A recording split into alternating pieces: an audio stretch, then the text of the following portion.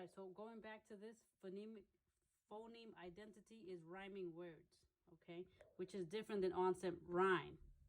Onset rhyme underneath phonemic awareness is when a kid is able to say k at, m at, p at. So the kid can take the first consonant word separated from the rest and then take the rest of the word separate. Okay, so separating the first consonant word from the rest of the word.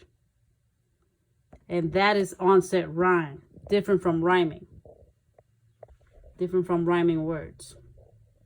Okay, so those are the things about kindergarten. We're going to have phonological awareness, being able to separate words, being able to separate sentences into words and words into syllables, and being able to understand concepts of print. So let's move on now to first grade, okay? Let's pretend that the kid is now in first grade. This is the umbrella. You see, I drew a little umbrella here to show you that this is all one big picture here. We have phonological awareness, we have phonemic awareness, and we have letter sound correspondence under phonics. Here, there's an I. First grade, phonics. When the kids are learning phonics, they're learning letter sound correspondence. So they're basically learning how to decode unfamiliar words, not sentences. They're learning how to decode unfamiliar words using letter sound correspondence. So what does that mean? Let's see. Let me use phonics to decode the word phonics.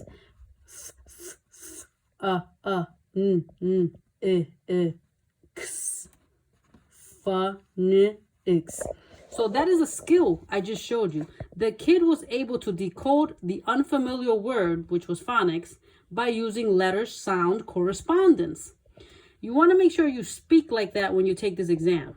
You don't just want to talk and say, oh, well, the kid couldn't understand the word, so he was naming each letter of the... No, the kid was able to decode unfamiliar words by using letter sound correspondence. And that is a skill that you need your eyes to do. You need to see the words. You need to read. So visual. So phonics is visual. You're trying to read words and decode the unfamiliar words by using the letter sound correspondence. So for each letter, you make the sound, because each letter corresponds to each sound. L, t, letter. And that is how you decode unfamiliar words, by using letter sound correspondence. All right. So letter sound correspondence knowledge equals phonics. So if I tell you what is a phonics skill, I just explained to you, the kid is going like word for word and applying the sounds that each word has. Okay. But really quick, before we continue on with phonics, I want you to know what these words mean. Homograph. A homograph is a words that are spelled the same but have different meanings. For example, snap. If you touch me, I'll snap. What if you say this sentence? Stop snapping your fingers. So it's the same word, snap and snap, but they have different meanings. Homograph. So meaning homo means the same, graph means writing. You write them the same, but they mean different things. So I see the word and I can remember that just because I know graph means writing and homo means the same. Okay. We have homophones. I know homo means the same and phones means sound. Same sound. Sounds the same but have different meanings and spelling. For example, the word see.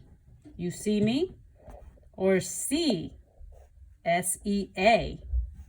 I just had my boat in the sea. So the words sound exactly the same, but they are spelled differently, and those are called homophones. You may get a question on your exam like that, so I'm just going over that. Then we have phonograms. When a group of letters represent a sound, because phono means sound. So a group of letters like PH, As soon as you see the word PH, you know that that represents the f sound. So that's a phonogram. CR represents cr. Okay. PL represents pl. So a group of words representing a sound, that's a phonogram. And then we have a grapheme. And the grapheme is the smallest part of a written word. So here's a written word, written. What's the smallest part? The W. Ooh, the R. So a letter is a grapheme. So basically, grapheme, it's a letter. So make sure you memorize grapheme, phonograms, homophones, homograph. All right, assuming that you know what those words mean, we're going to continue here under phonics. I repeat, phonics is being able to decode unfamiliar words using letter sound correspondence. Like if I wanted to use my phonics skills to decode the word knowledge, I will go knowledge. And that is how you use your phonics skills. You need your eyes to use your phonics. You need to be able to read the word with your eyes. You need to see the words. Okay.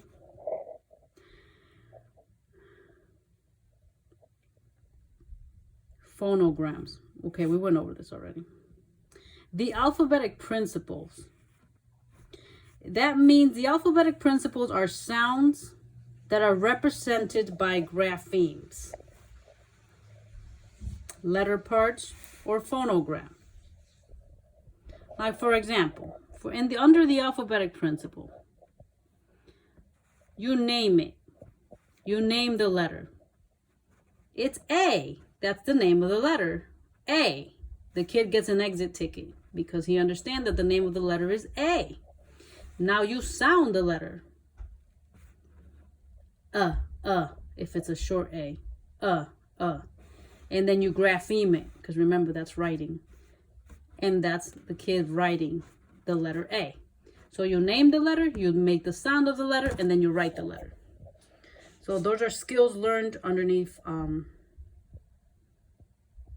the alphabetic principle. All right, moving down.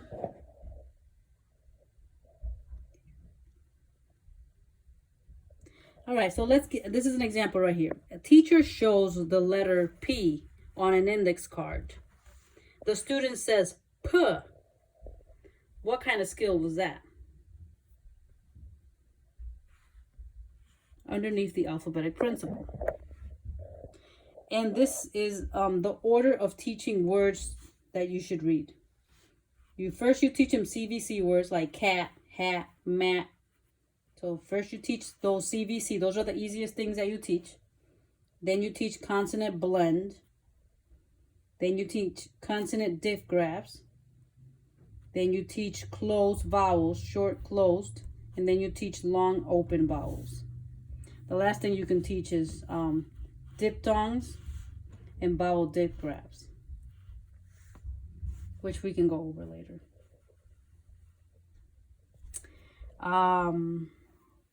So here we got the 6 syllable types: closed, open, vowel teams, R controlled, silent E, final stable syllable like l, bl, shun, cl, pl, like principal. Cautious, those are final stable syllables because they always end with one of these words here. Okay. 3 phonics generalization rules. A syllable must consist of at least one vowel, and that vowel can stand alone. So a syllable must consist of at least one vowel, and that vowel can stand alone. Like open, that vowel stands alone, and the word consists of at least one vowel. Rule number 2. A syllable can only have one vowel sound, but can have more than one vowel, just as long as the other one stays shut. And number 3. There are 6 syllable types. All right. So big thing to remember about here in first grade is phonics means that it is visual. Is that you have to see the words and that you are decoding unfamiliar words by using letter sound correspondence. And you have to learn the 6 syllable types, which I will let you do that on your own. And make sure that you have the phonic generalization rules intact. Understand how phonics works. Now we're going to move on to phonemic awareness. And notice we are still in first grade. First grade. So first grade phonemic awareness. In phonemic awareness, we see the ear. No longer are we seeing words or letters. Now we are hearing them. Very important that you know that phonemic awareness is sounds and not words. You're not going to see words. You're only going to hear them and respond to the teacher, whatever she tells you to do. Okay? So phonemic awareness is being able to mess around with the sounds of a letter, of a word, and being able to separate them. All right, so number 1. So this is OBACS. OBACSS. OBACS. And this is underneath phonemic awareness, okay, in first grade or in a different grade depending. The first one is O from OBACS, onset rhyme. The kid is able to separate the first consonant from the rest of the word. So if a kid can say, if the teacher tells a kid, try to use onset rhyme to separate the sounds of the words. And I'm going to give you the word cat. If the kid is able to say at, then he has just used his onset rhyme skill underneath phonemic awareness. If the teacher tells them mat, and the kid is able to say at, that is phonemic awareness. The teacher tells the kid. The teacher never showed them the word mat. Understand, the teacher tells them. This is a listening skill, not a visual. Not a visual. Visual is phonics. The teacher says pat, and the kid is able to do at. And those are onset rhyme. And the difference between onset rhyme and just rhyming words is that you know that prosper and roster rhyme. But if you wanted to use onset rhyme on, let's say, this word roster, the kid will say oster, and the rest of the syllable will be oster. The kid will say pr, and then the rest of the syllable will be osper.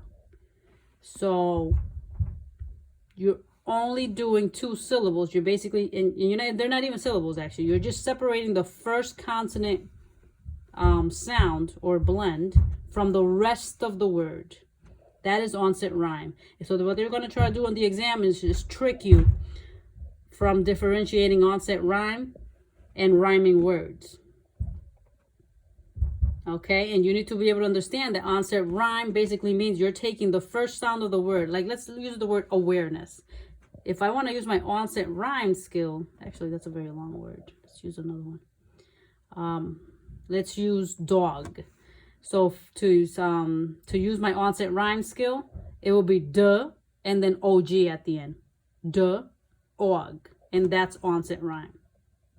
Versus rhyming words, it will be dog, fog, blog. So you just put all these rhyming words together and that's rhyming words. But onset rhyme is taking the first letter or couple of letters if it's a double consonant like PR, a consonant blend, and then leaving the rest of the word together. That is onset rhyme. If you have more questions than that, let me know.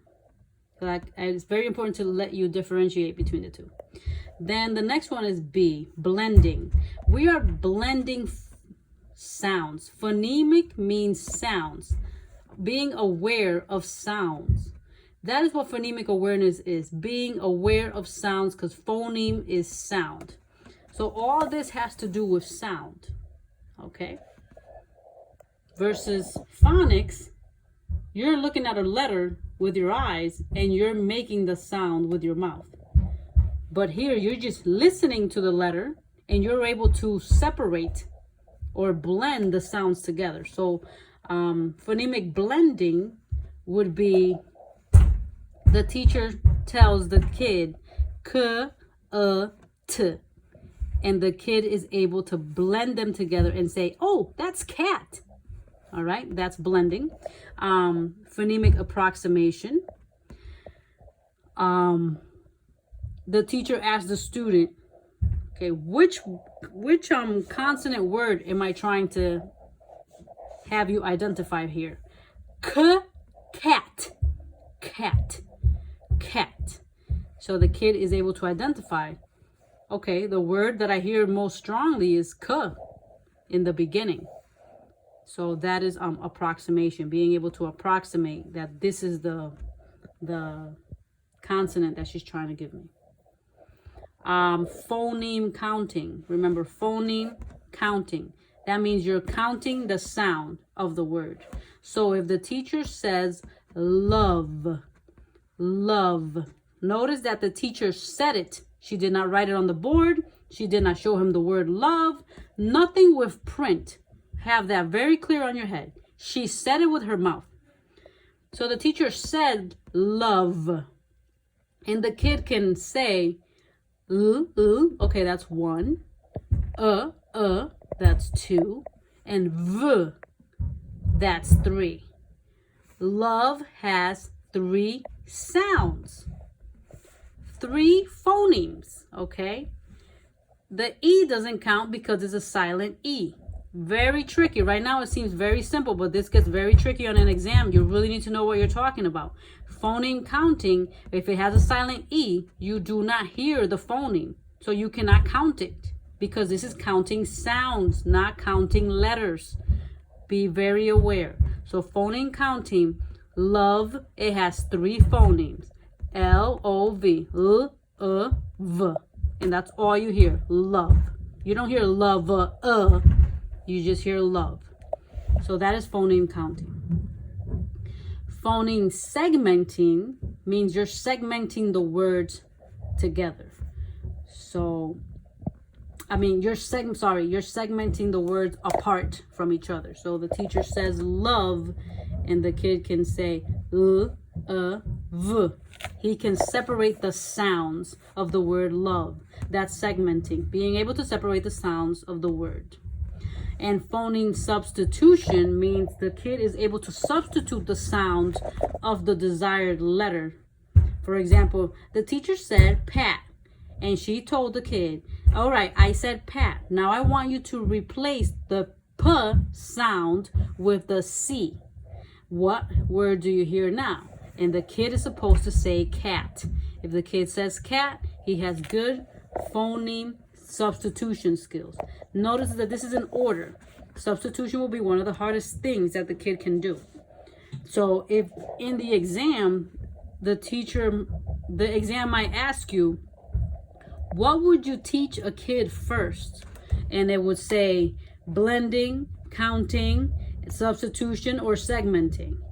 And you're supposed to answer blending because that's one of the easiest skills that the kid is able to learn. But you need to know in your brain OBACs in that perfect order. Onset rhyme, blending, approximation, counting, segmenting, and substitution. So, but you need to have that clear in your brain because the exam is there to trick you. The more clear you have this in your brain, the less it is able to trick you. Okay? And also the teacher can use the Okonon boxes where the kid is able to identify the sounds into each box.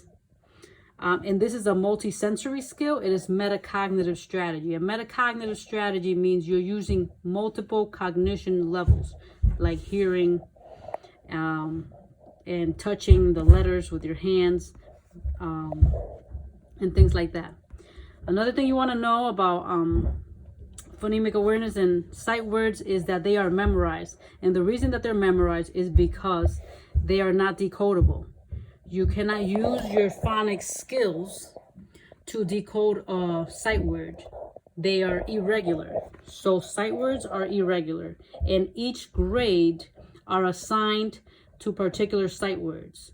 So kindergarten might have a list of, you can even Google sight words for kindergarten, and you'll see the list of sight words for kindergarten. And you can Google sight words for first grade, sight words for fifth grade. And I'm mentioning about the sight words because it's very important that you have a clue what the sight words are, more or less, because it is always a skill that you can use on your essay. You can always say on your essay, the kid has struggled with sight words identification. He is not able to decode sight words. Or the kid is very advanced in decoding sight words. He is able to read them fluently. So on your essay, you can always pick that one, because there's sight words on every paragraph usually. Okay, and this is the order that you would teach kids words. You would teach them CVC first, like cat. The C is consonant, vowel, consonant. Then you would teach consonant, vowel, consonant, consonant.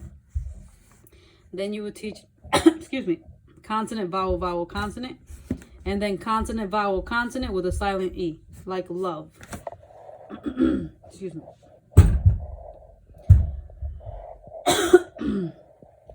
So this is the level of difficulty that you would teach a kid how to identify phonemic awareness. First, you teach him how to identify the first sound of the word cat. Cat, k. So first you teach him the first letter is cat.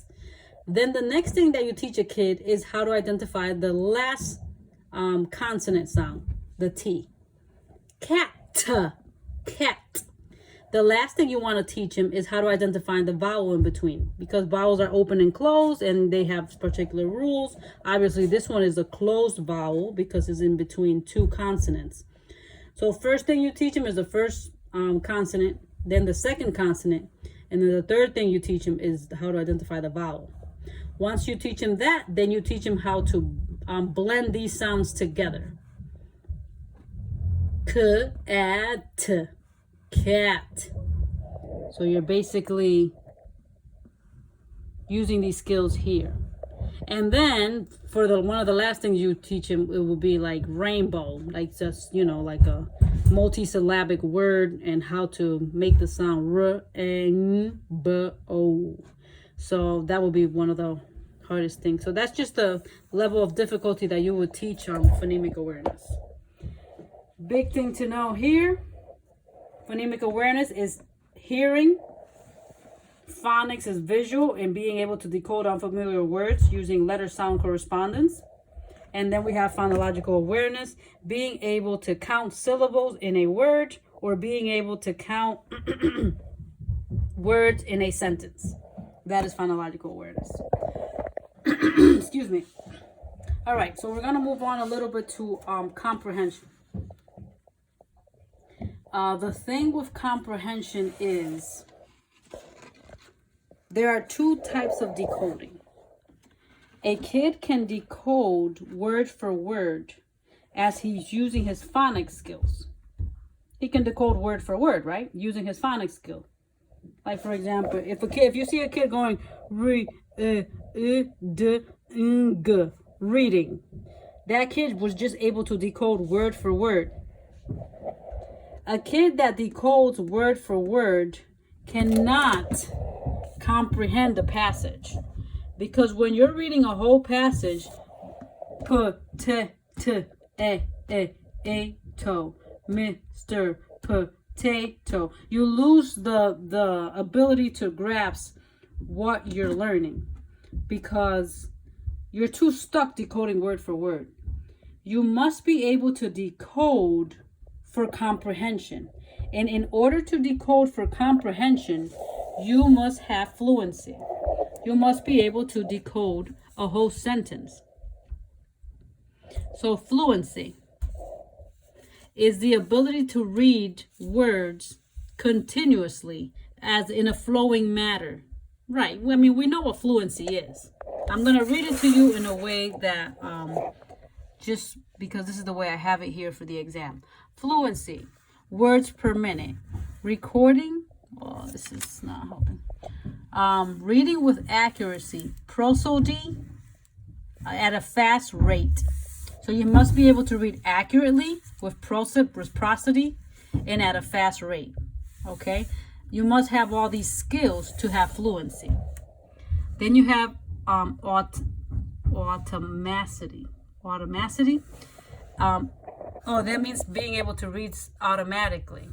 It increases when you read a lot. So the more you read, the more automaticity you have. And then fluency is the bridge to comprehension. Fluency will take you to comprehension. You must be able to read quickly, precisely, in order to comprehend the passage. So I explained this very clearly because when you start doing the essays in the back of the test, you want to be able to say, the kid is decoding word for word, which will affect his comprehension. The kid needs to practice more reading in order to have more understanding of the passage.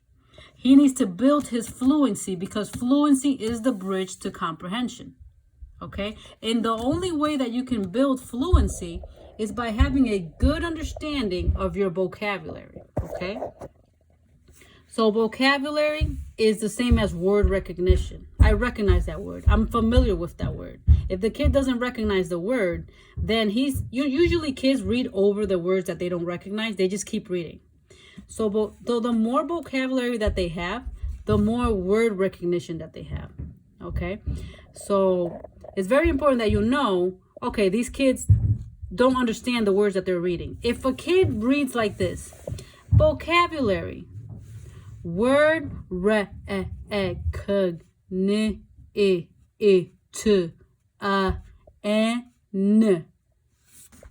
and keeps reading, do you think he understood the what he just read? Recognition? Do you think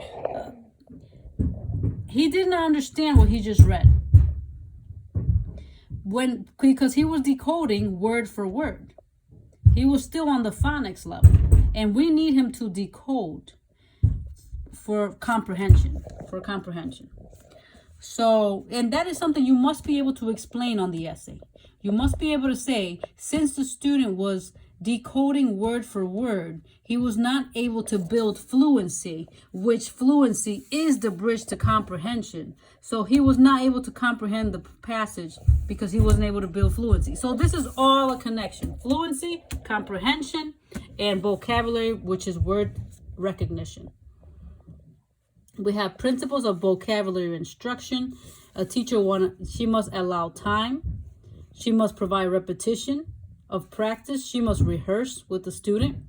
Okay. And being able to find initial recognition, partial recognition. These are all things that we're taught in the class. This is how we recognize the words. First, oh, I heard of that word before. Oh, I remember that word. And then until you fully grasp, I know exactly what that word means. I know how to use it in a sentence. I know how to make an essay about it. I completely know about it. And then critical thinking, higher order thinking. You don't just know the word. You can even put it on a complex topic. Okay? So you don't just memorize the word. You are able to think critically about the word. So very important that the kid has a strong vocabulary so that he is able to build more fluency on a passage. And if he is able to build more fluency on a passage, then he will build comprehension. Okay, and the meaning of comprehension, and that is something you want to know. In order to comprehend the passage, in order to comprehend the passage, you want to be able to create meaning. In order to create meaning, readers must engage with the text. Schema, which schema means using prior background. That is the definition of comprehension. Being able to create meaning. And in order to create meaning, the readers must engage with the text and create schema, which schema is background knowledge. Okay, so questioning, literal explicit knowledge. making inferences when they read the passages, filtering out what is garbage. They're knowing what's important in a story. Okay, so that is the definition of comprehension: being able to engage with the text and create schema. And you might want to use that when you're writing your essay. There's a lot more to be learned here, but I will stop there for now.